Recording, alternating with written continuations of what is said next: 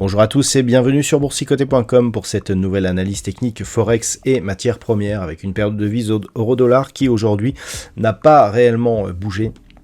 Très peu de volatilité sur les marchés aujourd'hui et donc une paire de devises euro-dollar qui reste ici dans son range entre 1.1235 et 1.1370. On a une petite dynamique haussière ici d'un point de vue court terme puisque nous avons ici un contact sur la bolle supérieure avec des retours sur la moyenne mobile 20 exponentielle qui semble agir comme zone de support, mais il faudrait confirmer ici par une cassure de la zone intermédiaire des 1.1347 pour éventuellement revenir ici au contact de cette zone de résistance qui définit le haut du range actuel. Donc on reste sur une tendance neutre d'un point de vue court terme, dans un contexte toujours baissier sur un horizon de temps un peu plus moyen terme. Sur la paire de devises livre sterling contre dollar américain, hier je vous signalais la rupture ici de la zone des 1.3360 comme potentiel signal de retournement. Donc on est toujours ici sur cette configuration de retournement puisqu'on peut le voir sur ce graphe, même avec peu de volatilité. En fait, suite à l'impulsion, on n'a que très peu de consolidation. Si on va même plus loin sur cette vue, on voit ici que nous avons une configuration ici sous la zone des 1.3360, et bien ce type de configuration, alors on est quasiment sur une configuration ici en Adam et Ève, et la rupture ici de cette zone qui correspond à une ligne d'eau, et bien nous donne un potentiel d'environ 180 pips. Si on rajoute ces 180 pips ici sur cette ligne d'eau, et bien on est à 1.3540 et la prochaine zone de résistance, eh bien, elle est très proche puisque c'est la zone justement des 1.35. Donc on peut avoir ici, et ce tant que la zone des 1.3360 agit comme support dans l'éventualité ici d'un retour en phase de consolidation, tant que cette zone agit comme support, eh bien cet objectif reste valable. Donc on attend ici dans la suivi donc de cette dynamique, eh bien une poursuite du mouvement en direction de la zone des 1.35 voire 1.3540.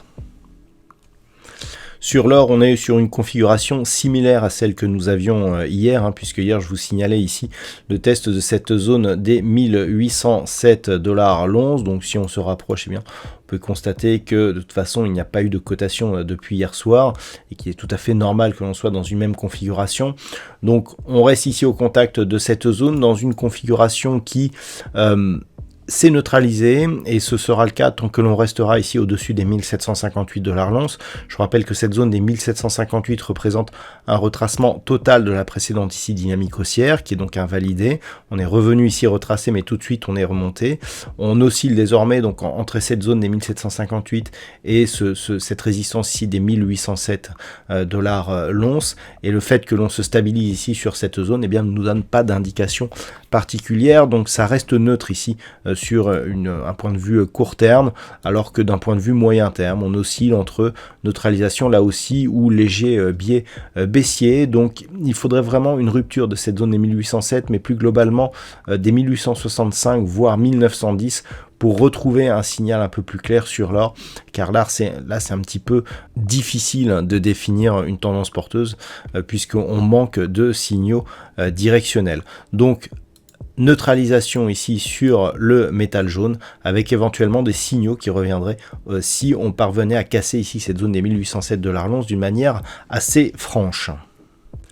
Et puis idem sur le WTI qui n'a pas bougé depuis hier puisqu'il a arrêté de coter hier soir. Donc on est ici sur une dynamique qui reste haussière suite à la rupture ici de la résistance oblique du WTI qui était sur une tendance baissière.